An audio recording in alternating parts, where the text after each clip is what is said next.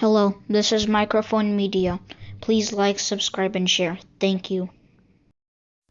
ሰላም ጤና ይስጥልኝ። እንደምንዋላችሁ እንደምናደራችሁ በመላው ዓለም ላይ ያላችሁ አድማጮቻችን ሰላም ለእናንተ ይሁን። ይህ ማይክሮፎን ሚዲያ ቁጥር 2 ነው። ለማይክሮፎን ሚዲያ ቁጥር 2 አዲስ ቻናላችን ነው። አድማጮቻችን በፍጥነት ወደ እናንተ ከናንተ ኢንፎርሜሽን አግኝቶ ወደ እናንተ የሚያመጣ ታማኝ የሆነ የእናንተ ልሳን የሆነ አዲሱ ቻናላችን ነውና ይህንን ቻናል ሰብስክራይብ ካላደረጋችሁ ሰብስክራይብ አድርጋችሁ የደወል ምልክቷን ተጫኑና ኦል የምትለዋን ተጫኑ። ምክንያቱም ሰብስክራይብ አድርጋችሁም ኦል የሚለውን ካልተጫናችሁ በስተቀር ሁል ጊዜ በለጠፍን ቁጥር ቶሎ ብሎ ላይ ይመጣላችሁ ይችላል። ቀድመህ የምታየው ኢንፎርሜሽን ኃይል ነው አድማጮቼ። ይህንን እያልኩኝ እንግዲህ አብይ አህመድ ጆኖሳይድ በተለያየ አካባቢ እየፈጸመ ነው። በተለይ ደግሞ በአዲስ አበባ ላይ በህዝቡም በታሪኩም በነዋሪዎችም ላይ ከፍተኛ የሆነ ጆኖሳይድ ፈጽመዋል ተብሏል። ወደ ክስ ወደ ህግ ይቀርባል። ምን ማለታችን ነው? ለከኛ ጋር ይሄ ብዙ 20-30 መጽሐፍም ጽፈህ የሚያልቅ አይደለም። ግን ትንሽ ሳመራይዝ አድርገን አሁን የሚከሰስበት ያለውን ይዘንላችሁ መጥተናል። ከኛ ጋር ቆዩ። ለሚቀጥሉ አጭር ደቂቃዎች ነው ከናንተ ጋር የምንቆየው። እንደምታውቁት ዳታም ስለተወደደ ነው መሰለኝ ቶሎ ብለህ ወደ ነጥቡ ግባ ምናምን የምትሉትና ቀጥታ ወደዛ ገባለሁ። ግን እንደነገርኳችሁ ምንም ከኪሳችሁም ከጊዜያችሁም የማትፈጀዋ ላይክ አድርጉ። ሰብስክራይብ ካላደረጋችሁ ደግሞ ሰብስክራይብ አድርጉ እያልኩኝ ወደዛ እንለፍ፣ አብረን እናዳምጠው። እንግዲህ እንደምታውቁት አድማጮቼ አብይ አህመድ ሲመጣ ወደ ስልጣን ህዝቡ መላው የኢትዮጵያ ህዝብ ነው የምነግራችሁ፣ የትግራይ ህዝብንም ጭምር የትግራይ ህዝብ ተገላገልን፣ ባልበላን በልተዋል፣ ሳናገኝ አግኝተዋል፣ ሁሉንም ነገር እየተባለ ነበር። እንኳንም ወሰዱት ብሎ እልል ብሎ ነበር የተቀበለው። በጭፈራ በዳንኬራ ነው ሁሉም የኢትዮጵያ ህዝብ የተቀበለው። አብይ አህመድ ግን ይችን ተጠቅሞ ቂም ይዞ ቆይቶ ህዝቡ ላይ ነው ግፍ ሲፈጽም የሚኖር ያለው። አሁን አርእስታችን የሌላ አይደለም፣ የአዲስ አበባ ከተማ ነው ይዘንላችሁ መጥተን ያለ ነው። እንደምታዩት ያላችሁ ጆኖሳይድ ማለት በታሪክም አሁን ለምሳሌ አንድ ቅርስ አለ፣ ታሪካዊ ነገር አለ። ሁሉንም ነገር አጥፍቶ ሰርዞ እንዳልነበረ ሲያደርግ ህዝብ እንኳን ባይገድል ባይጨርስ ጆኖሳይድ ፈጽሟል ሊባል ይችላል። አብይ አህመድ ግን ብዙ ጆኖሳይድ ነው አዲስ አበባ ላይ የፈጸመው። ከመጣበት ከደይዋን ጀምሮ የመጀመሪያዋ ቀን ጀምሮ አዲስ አበባን ከህዝብ ነፃ ለማድረግ ጠራርጎ የአዲስ አበባ ነዋሪ ለ7 ለ8 ጀነሬሽን የቆየበት ሀ ብሎ መሃል አራዳ ላይ የመሰረቱትን የልጅ ልጅ ጭምር ከሰፈራቸው ተነቅለው እንዲወጡ ነው ያደረገው። መጀመሪያ ትልቁ ታሪክ ቤት ነው የጀመረው፣ በቤተ መንግስቱ ነው የጀመረው። ምኒልክ ቤተ መንግስት ታሪካዊ የሆነ ቅርስ ነው። ምንም ነገር መነካት አልነበረበትም። ትንሽ የተሰነጠቀ ካለ ሜንቴን የሚደረግ ነገር ካለ እሷን ትጠግናለህ፣ ታስተካክላለህ። ከዛ ውጭ ግን መቀየር አትችልም።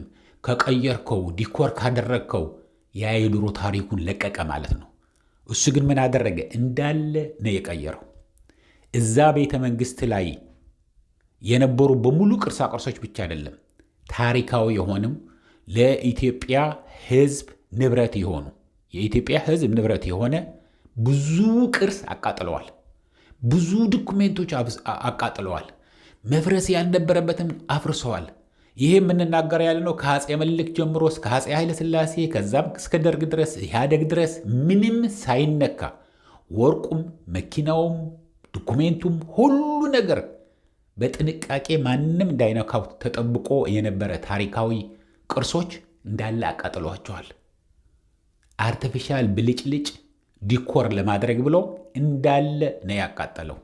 ህዝቡ ግን የሚያየው ምንድን ነው? ፓርክ ተሰራ፣ እንደዚህ ሆነ፣ በቃ ቀየረው፣ እያለማን ያለው ይሄ ሰውዬ በቃ አያርፍም፣ ቀንና ማታ እኮ ነው የሚሰራው ምናምን ሲባል ነበር ያኔ ሳይታወቅ። እሱ ግን ስራውን እየሰራ ነው። ቅርሱን እያጠፋ ነው። ታሪኩን እየሰረዘ ነው። ሁሏ ከአንበሳ ጀምሮ ወደ ፒኮክ ነው የቀየረው። ሁሉንም አነስተኛዋን ነው የምነግራቸው ያለሁኝ። ውስጥ ላይ የነበረ ብዙ ሀብት ነበረ አድማጮቼ። የግድ ወርቅና ብር መሆን የለበትም። እዛ ውስጥ የማይገኝ ሊተካ የማይችል ዶኩሜንቶች ነበሩ፣ የተስማሙባቸው ውሎች። እንግዲህ እንደምታውቁት ድሮ ኮምፒውተር አልነበረም። ሁሉንም በጽሁፍ በፋይል ተደርጎ የተቀመጠ ነው። እንዳለ አቃጥሎታል። ታሪክ አጥፍተዋል ማለት ነው። ታሪኩ ይሄ ጄኖሳይድ ነው። አንድ በሉልኝ። እንዳለ ቤተ መንግስት የነበረውን ታሪኩን ቀያይሮ አበላሽተው ጭራሽ ድኳው እንኳን ሳይታይ ያ የምኒልክ ቤተ መንግስት እኔ አይቼዋለሁኝ በሐዘን ጊዜ በዚህ በመለስ የተሰዋ ጊዜ የአዲስ አበባ ህዝብ ግልብ ጥሎ እንደሄደው እኔም እንዳንዱ አዲስ አበባ ስለነበርኩኝ ገብቻ አይቼዋለሁ። ቤተ መንግስቱንም ትልቁ ቤተ መንግስትም አይቼዋለሁ። ቤዝመንት ደርግ እንደ እስር ቤት በአፄ ኃይለ ሥላሴ ጊዜ ለጠጅ ለምናምን መጣያ የሚደረግ የነበረ በኋላ ደግሞ እስር ቤት አድርጎ ደርግ ይጠቀምበት የነበረ በሙሉ አይቼዋለሁ ዞሬ። እንዳለ ይሄ ሰውዬ ቀያይሮታል። ሁሉንም አስተካክላለሁ ብሎ የነበረውን ያ ታሪካዊ ስራ በሙሉ አጥፍቶታል። ይሄ 10 መጽሐፍም ጽፈህ የማያልቅ ነው። ግን ልዝለለውና ወደሚቀጥለው ልሄድ። ምክንያቱም እንደነገርኳችሁ ቶሎ ብለን ስለምንሄድ ወደ ህዝቡ እንመጣለን። በጣም የሚያሳዝነው ህዝቡ ላይ ነው። 91 ከመቶ የአዲስ አበባ ህዝብ የት ነው ያለው ነው። 91 ከመቶ ይታያችሁ። ከ10ሩ 9ኙ የት እንዳሉ አይታወቅም። ይህ በደንብ አድርጌ እነግራችኋለሁ ምን ማለት እንደሆነ። 10 ሰው ከነበሩ ከ10ሩ 9ኙ የሉም፣ የት እንዳሉ አይታወቁም። ወዴት እንደሄዱ ነግራችኋለሁ። ምን እንደበላቸው ምን እንደወጣቸው ነግራችኋለሁ። አንዱንም ቢሆን 1% ብትሆን ማለት ነው የት እንዳለው ነግራችኋለሁ። በጣም የሚገርም ነው። ከዛ በኋላስ ምን አደረገ አብይ አህመድ? አካባቢውን ነው ማጽዳት የጀመረው። መጀመሪያ ወደ 4 ኪሎ ወደ ላይኛው ድረስ እስከ ፒያሳ ድረስ ወደ ፒያሳ አልተሻገረም። ሪበኮንቱ በሙሉ እስከ ፓርላማው አካባቢ ያለውን እንዳለ አፈረሰ፣ አጸዳ። እዛ የነበሩትን በሙሉ አጠፋ። ወደታች ውረድ ብሎ በከንቱ የሸራተን ማስፋፊያ ተብሎ ተጠርጎ ተዘጋጅቶ የነበረውን የአላሙዲ ንብረት እንዳለ እሱን ጨምሮ እዛ የነበሩትን ነዋሪዎች በሙሉ አውጥቶ የት እንደጣላቸው አይታወቅም። የት እንደተጣሉ አይታወቁም። ተበትነዋል። ለምንድን ነው የማይታወቁትንም እነግራችኋለሁ። ከዛ በኋላ በስተጀርባ ደግሞ እነዚህ በአፄ ምኒልክ ድሮ ጀምሮ ይሰሩ የነበሩ ቤተ መንግስት ውስጥ የሚሰሩ የወታደሮች ሚስት እዛ የሚያገለግሉትን በሙሉ እንዳለ ጠራርጎ እስከ ታች እስከ ሴቶች አደባባይ ያለውን በሙሉ ጠራረገና አጠፋ። ጥርቅ አድርጎ አንድም ነገር እንዳይሳይቀር እዛ የነበረው በሙሉ አፍርሶ ለማን ሰጠው መሰላችሁ? ኦቪድ የሚባል የራሱ ካምፓኒ አለ። በሌሎች ስም ያደርገው እንጂ 60 ከመቶው የሱ ነው። ካለ በሙሉ ሀብት እዛ የፈሰሰው 60% የአብይ አህመድ ነው። እዛ የነበረው ነዋሪ ግን በሙሉ ጠራርጎ በትነዋቸዋል። አንድ ቦታ እኮ አያስቀምጥህም። የሚገርማችሁ 1% ነው የምናገር ያለሁት። 91% ወይ እንዲቀለን 90%ቱ ከ10ሩ 9ኙ የት እንዳሉ አይታወቁም። ፒያሳም እንደሱ ጠራርጎ እንዳለ አፍርሶ አባሯቸዋል። እንዳለ እስከ ላይ ድረስ እስከ ቀጭኔ መድኃኔዓለም ድረስ ያለውን እስከ ውንጌት መንገድ ጳውሎስ ሆስፒታል አልፎ ድረስ ያለውን በሙሉ እንዳለ አፍርሶ ጠራርጎታል። እስከ መርካቶ ድረስ ያለውን በሙሉ ጠራርጎ አፍርሶታል። ወደ ታች ተክለ ሃይማኖት ይዞ ይሄንን እስከ ለገሃር ድረስ ያለውን በሙሉ ጠራርጎ አፍርሶታል። ካሳንቺስ በሙሉ ጠራርጎ እንዳለ አባሯቸዋል። ፒያሳ እንዳለ ጠራርጎ አባሯቸዋል። ይህ ሁሉ ህዝብ የት ነው የገባው ነው። እዚህ ላይ ነው ያለው ትልቁ ሚስጥሩ። አዎ ዳታ ይወደድብናል ብላችሁ ወጥታችሁ ከሆነ እውነት ለመናገር አዝናለሁ። ምክንያቱም ጄኖሳይዱ እዚህ ነው ያለው። አብይ አህመድ እዛ እንግዲህ በየቦታው ፒያሳም አካባቢ በሉ ይሄ በጥይት ቤትም በካሳንቺስም በሁሉ አካባቢ ብቻ የነበሩት አከራይ ተጠግተው የሚኖሩ ባለ ንብረት ያልሆኑ ከ10ሩ 9ኙ እነሱ ናቸው። ግን እዛ ብዙ ዓመት ኖረዋል። አያት ቅድመ አያቶቻቸውም ጭምር እዛ ኖረዋል። ተከራይተው ትንሽ የቀበሌ ቤት አግኝተው ሌላ ዘመዳቸው ሲመጣም እዛ አስጠግተው ምናምን ለ50-60 ዓመት የኖሩ ናቸው። በሙሉ እነዚህ ንብረት የሌላቸው ዘጠኙ ማለት ነው። ከ10 9 የት እንደገቡ አይታወቅም። 1% ደግሞ ምን አደረገ መሰላችሁ? ምንም ነገር ያላለቀለት ቦሌ አራብሳ የሚሉት አለ፣ ወደ ኮፌ ጨፌ የሚባል አለ። ሁሉም ብቻ በአካባቢውን ይሄ ሸገር ከተማችሁ ተብለው ያሉትን እዛ በትኗቸዋል። ሌሎቹ 91 ከመቶው ግን ምን ሆነ መሰላችሁ? መኖሪያ ስለሌለው ቤትንም ማግኘት ስለማይችል ከአዲስ አበባም ስለተባረረ አሁን ወደ የክልላቸው ሄደዋል። እንግዲህ ይታያችሁ፣ ወላጆቻቸው ሳይሆን አያቶቻቸውም የመጡ ጭምር ናቸው። ግን ቦታ ያነሱ ስለሌላቸው ሳይጮህ ሳይነገር እንደዚህ አይነት ሰው እኮ እውነት ለመናገር ወንጀሉ ተሸፍኖለት የሰራ እኮ የለም እኮ። እንደ አብይ አህመድ ወንጀሉ ሳይነገርለት አስፈርቶ እኔ እንዴት እንደሆነ ሊገባኝ አልቻለም። ይህ ሁሉ ሲፈጽም፣ ይህ ሁሉ በደል ሲፈጽም ሳይወራለት ነው። የጥፋቱን ያክል ያልተወራለትም። ትግራይ ላይ ጦርነት ስለነበረ ደግሞ ህዝቡ ጥላቻ ለ20 ምናምን ዓመት ጥላቻ ሲነዛ ስለኖረ ምን ሆነ? በቃ ትግራይ ውስጥ ይህንን ወረዳ ነፃ ወጣን፣ አንዱ እገሌ ተያዘ ምናምን ሲባል ሆ ብሎ ያለው ችግሩን በሙሉ ረስቶ መስቀል አደባባይ ሰልፍ ይወጣል።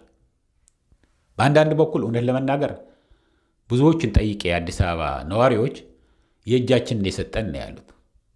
አንድ በኢህአደግ ጊዜ ያሁሉ ልማት ሲደረግ ልጆቻችን ሲማሩ በፈለጉበት ክልል በፈለጉበት ዩኒቨርሲቲ ሄደው ተምረው ሲመጡ ገበሬው አርሶ እኔ ይሄን ያህል ሚሊነር ሆኛለሁ እያለ ሲሸለም ያሁሉ ነጋዴውም እንደዚህ ታታሪ ነጋዴ የተባለ ሲሸለም ሲሰጠው ሲበረታታ የነበረውን ጨለማ ነው እያልን የባሰ ድቅድቅ ጨለማ ውስጥ የመጣ ነው ራሳችንን የእጃችንን የሰጠን ብለውኛል ብዙዎቹ።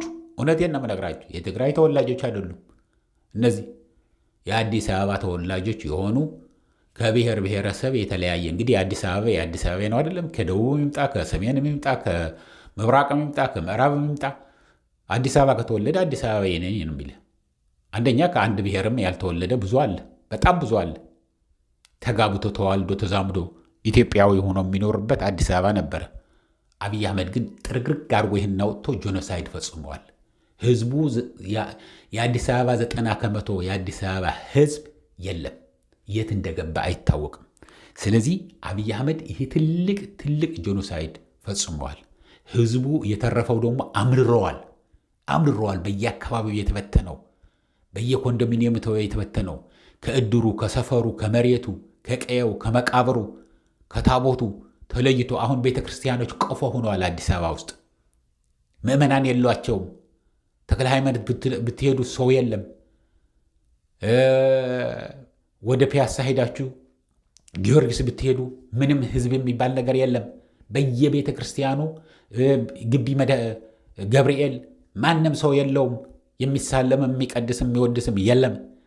ይህ ሰውዬ እንዳለ ታሪኩ ሰርዞ አጥፍቶ ጄኖሳይድ ፈጽመዋል።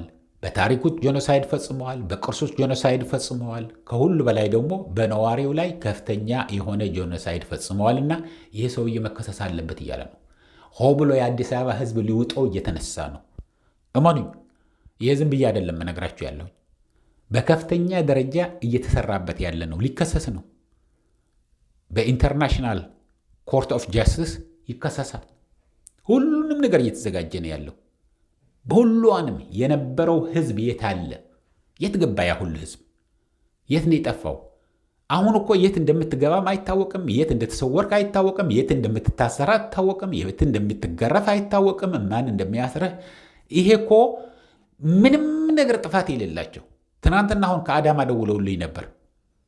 ከአዳማ ከአንዱ ብሔር ብቻ ከ300 በላይ አሉ ምንም ጥፋት የሌላቸው ከዛ ብሔር በመወለዳቸው። ከሌላው ብሔር ደግሞ ወደ 457 ከአማራ ክልል የመጡትም የታሰረዋል። አዳማ ውስጥ 300 በላይ የምላቸው ያለው የትግራይ ተወላጆች ናቸው። የጉራጌ እንደዚህ ከደቡብ የመጡት ጉራጌ እና ስልጤ በተለይ እንዳሉ ከአዳማ ታጥበው ነው የተወረወሩት። ይህ ሰውዬ አሁን ዛሬ አርዕስታችን የአዲስ አበባ ስለሆነ ነው እንጂ በየአካባቢው እንዳለ ህዝብን እያባረረ እያሳረ እያሰቃየን ያለው ትናንትና አሁን ምን ሆነ መሰላችሁ? ከሰሜን አካባቢ ወደ አዲስ አበባ ሲገባ የነበረውን አውቶቡስ ላይ አውርደው ያስሯቸዋል። ከዛ በኋላ ካሰሯቸው በኋላ ሚድናይት ላይ ሲሆን ገንዘብ አምጡ 500,000 እንግዲህ ታያችሁ 500,000 ቢኖራቸው ለምን ይሄዳሉ? ከአማራ ክልልስ ለምን ወደ አዲስ አበባ ይመጣል? ከትግራይ ክልልስ ለምን አዲስ አበባ ይመጣል? ኧረ የለንም ይላሉ። አንዱን ቅጥቅጥ አድርገው ገድለው መንገድ ላይ ጥለውት ሄዱ። አውጥተው አስረው እንደገና ሌሊት እኮ ነው አምጡ ገንዘብ የሚሏቸው ያሉት ትራንስፈር አድርጉ። ስለዚህ አሁን በከፍተኛ ደረጃ አብይ አህመድ እስር ቤት መግባት አይደለም። እኛ ግን የምንፈልገው ሌላ አገር ሂዶ እንዲታሰር አይደለም። 4 ኪሎ ውስጥ የምታውቁት ከሆነ 4 ኪሎ ቤተ መንግስቱ ሳይሆን አንበሳ ግቢ የሚባል አለ። ለማታውቁት ነው። ለምታውቁት ደግሞ እዛ አንበሳ ግቢ ላይ ትንሽ በብረት የታጠረ መስኮቱ በሙሉ ብረት፣ ይሄ ዝግዛግ ብረት አለ አይደለም? እንደ አንበሶቹ እንዳሉበት ከውጭ ሆኖ ሰው እያየ እየተፋበት እንዲሄድ ነው የምፈልገው። ህይወቱን በሙሉ እንዲገደል አልፈልግም። ተዘግቶበት ቤት እንዲኖር አንፈልግም። እሱ እንደሚያደርገው ከአይጥ ጋር አንድ ቦታ ላይ ማሰር፣ ወይ ደግሞ ከእባብ ጋር ማሰር፣ ወይ ከሞተ ሰው ጋር ማሰር፣ ወይ ዘቅዝቆ የገረፉ ማደርና መዋል ሳይሆን አብይ አህመድ በመብራት ያለበት ክፍል ላይ ሆኖ እዛ 24 ሰዓት ሰው እንደሚጎበኘው በርቆ ሆኖ እንደዛ እንዲሆን ማስተማሪያ እንዲሆን ቀሪው ህይወቱ እንደዛ እንዲሆን ነው የምንፈልገው። እና አሁን የማይደረግ የማይሰራ ነገር የለም አድማጮቼ። በጣም በጣም የሚገርም ጄኖሳይድ ነው የፈጸመው። ህዝቡ ግን አያቀለትም፣ አልተነገረለትም። ፈሪ ሆነዋል የአዲስ አበባ ህዝብ። አሁን ግን አምርረዋል። ሆ ብሎ ወደ 4 ኪሎ ሊሄድ ነው። ህዝቡ አንዲት ጥሪ ነው የሚፈልግ ያለው። በተለይ ደግሞ አንድ ጀግና አሁን ቤተክርስቲያን በዓል አለ አይደለም? ለዛ በዓል የሚሄደውን ተነስ ምንድነው የምትጠብቀው ያለው ብሎ አንድ ጀግና ቄስ ቢናገር እንዳለ ምዕመኑ ይሄዳል። አሁን የሚጠራው ነው የሚፈልግ ያለው። እርስ በርሱ መተማመን ስላልቻለ ነው። አሁን ግን ሆ ብሎ ከተነሳ ግን ሞብ ጃስትስ እንዳለ ይውጠዋል ይሄ ሰውዬ እያሉን ነው ያሉት አድማጮች። ይህን ያልኩ በዝርዝር ግን ይህን አሁን ቶሎ ብዬ ያው አጠር አድርገን ስለምናመጣው ነው ነግራችሁ ያለሁኝ እንጂ በዝርዝር እንመጣበታለን። ህዝቡ እንዲሰማው እኛም ማናውቀው ደግሞ እንድትልኩልን በዚህ በዋትስአፕ አድርጋችሁ ደውሉልን፣ ላኩልን። ይህንን ቀረ ይህንን መጨመር አለበት የምትሉትን፣ ምክንያቱም ይህንን ሚዲያ ህዝቡም እዚህ የሚያዘጋጁት ያሉትንም ስለሚሰሙት ይረዳቸዋልና እንደ ኢንፑት የምናውቀዋለ ይህንን ተደርገዋል፣ ይህንን ወንጀል ተፈጽመዋል የምትሉትን ቤተ መንግስት ላይ የተፈጸመውን ግድያ እናውቃለን። አዲሱ የሚሰራ ያለው ጫካ ቤተ መንግስት ላይ ያለው ይህንን እያልኩን አድማጮቼ ለአሁን እዚህ ይበቃኛል። እስከሚቀጥለው ጊዜ ድረስ ሰላም፣ ደህና ዋሉ፣ ደህና ደሩ። ቻው።